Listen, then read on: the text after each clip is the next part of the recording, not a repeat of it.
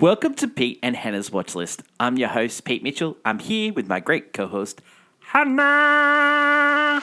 Hello, people. Hello. Hannah, we're here today for movie news.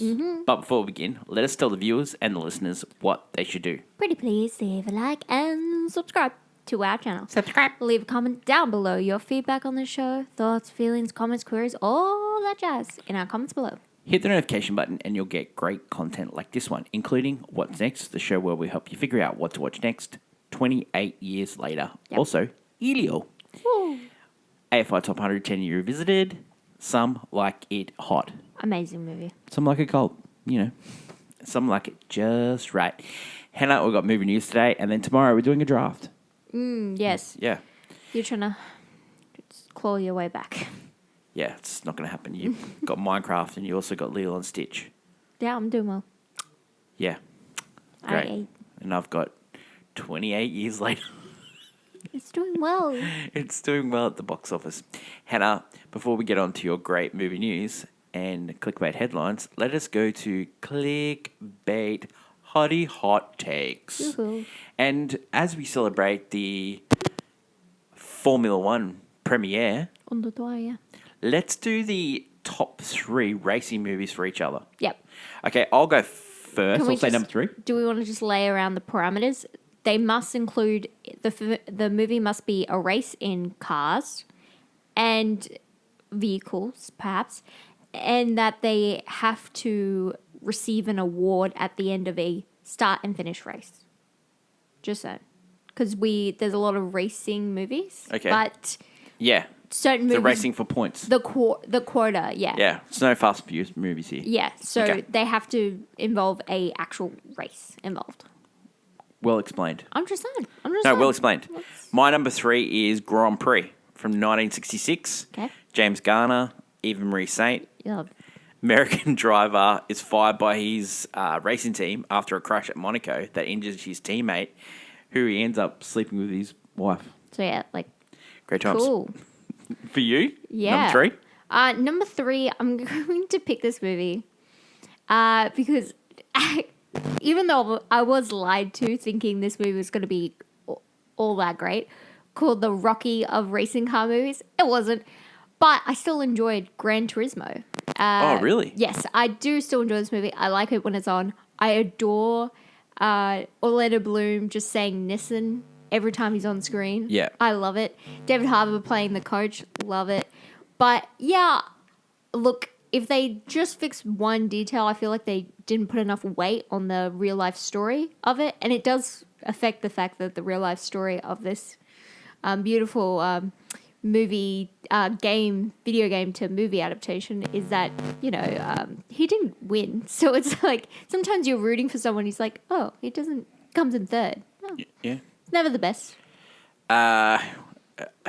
He came in fourth a lot. He came in fourth a He lot. struggled. No, Yeah. he struggled. He came in the line, but it was great. And it's still great that he even managed to, Yeah. we're talking about a guy that sat in a chair and played Gran Turismo. I'm more of a Forza girly, but still, it's pretty cool. It's pretty Okay, cool. babes. He came all that way. Mine is the 2006 comedy Talladega Nights, The Ballad of Ricky Bobby. Man, when I've watched this movie, it cracks me up. And some of the outtakes are just brilliant in this. I watched Highlander last night.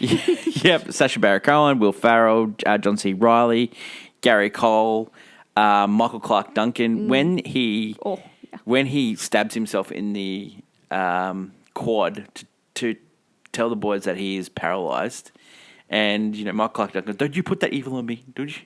And then John C. Reilly's always saying, "Oh, he's crying all the time," Oh, you want to give her love? It's just.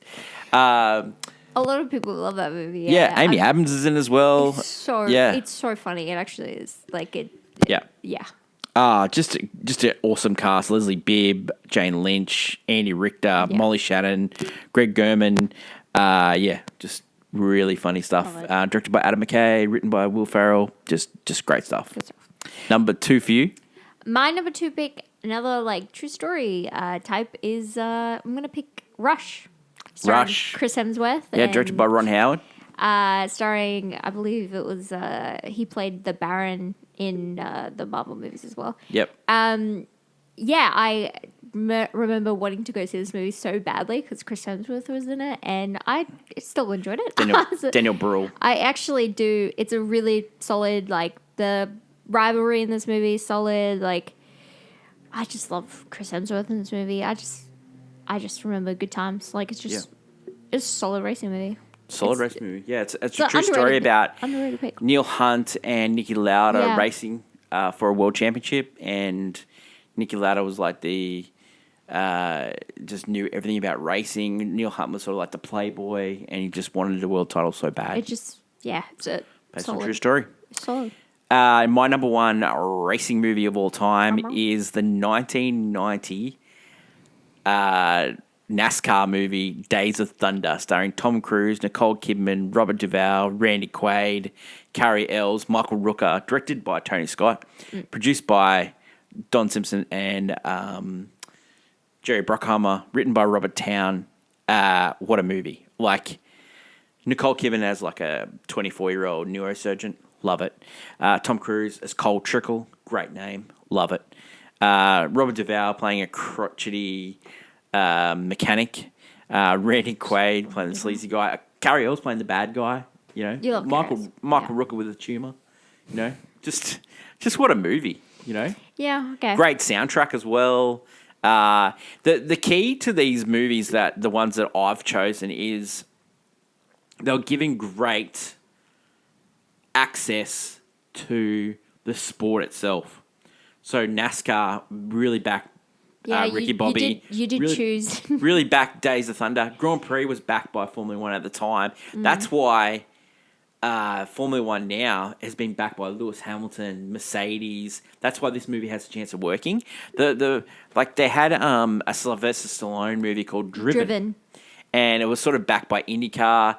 IndyCar was going through a terminal time because they had broken away from the other IndyCar competition, and so it really didn't have that really great support behind it. Sylvester Stallone did try and make a Formula One movie, but they didn't give him any support because Burt Reynolds played a guy in a wheelchair, which was sort of based on Frank Williams, who is was a team principal for Formula One. But going back to Days of Thunder, it's just, you know, cocky Tom Cruise, you know, in the deep south, driving NASCARs, making good, you know. It's just I'm looking forward to number two.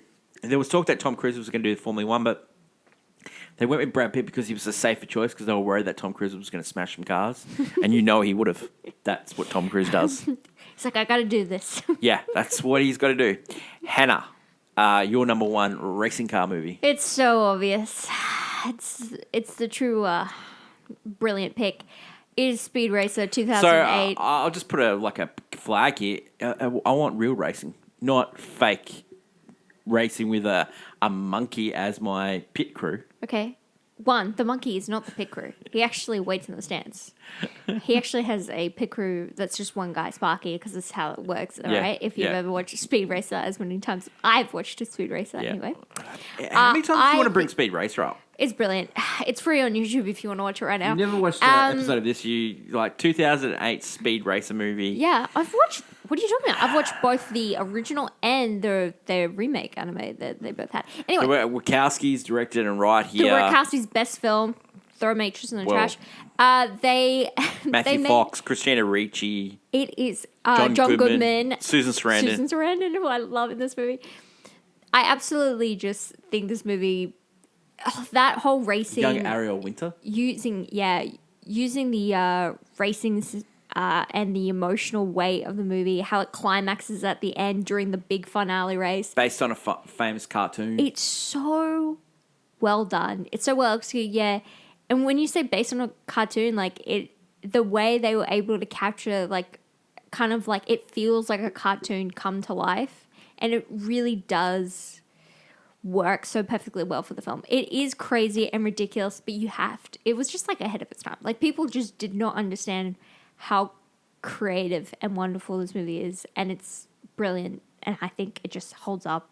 And I really love the family aspect, and I love how much racing is so important to them. And so their kid is literally, they named their kid Speed Racer. Like Yep. Speed. Speed. The first one was named Rex Racer. Like, Yeah. and then the last other name's one's named Racer. the other one's named Spritle. But like he Wow. didn't, he got the chump age. Yeah. He gets a monkey, so he's fine. But yeah, He's coming out top. All right, so that's I love that film, and I think that's it's Pete. brilliant. That's mine and Hannah's top 3 racing movies. We have let us 3 too. let us know below in the comments below who had the better list. We all know it was me. Yeah, but what are your like favorite racing movies? What are We your favourite did racing movies? Miss out on a couple there. Yeah, We talked about Driven. We didn't talk about Cars. That's probably a lot of people's favorite. Yeah, it's a definitely Gen X, Gen Z. Yeah, it's not mine because I had to watch that film too many times as a kid, and I don't enjoy it as much as I used to. it's not mine because I like Tom Cruise. Let us know in the comments below, or send us an email at Pete and Hannah's Watchlist at gmail.com. Mm-hmm. Let us go to my favourite segment, Hannah and movie news. Welcome back to Movie News. This week, are you ready to watch some real race car driving? Because I give you F1, the movie. It stars Brad Pitt as Sonny, a retired racer who suffered a bad accident some sort of tons of years ago. He's brought back. You need to join this F1 team. There's some hotshot guy you gotta, contend with. And can he really prove that he can be the best racer in the world? This week, what if Terminator 2 was made in a TikTok engine? I give you Megan 2.0. Basically, after a couple years, the AI that was used to create Megan, someone's made an evil version, of course, that's coming for everyone. And they need to upgrade Megan to take down this new AI. That is what we'll be watching this week. Leave a comment down below on what you will see. And until next week, bye. Thanks, Hannah. Some interesting movies there. We've got Formula 1, which we've been talking about, and we've also got Megan 2. So I wonder what everyone's going to be watching. Let us know in the comments below. Yeah.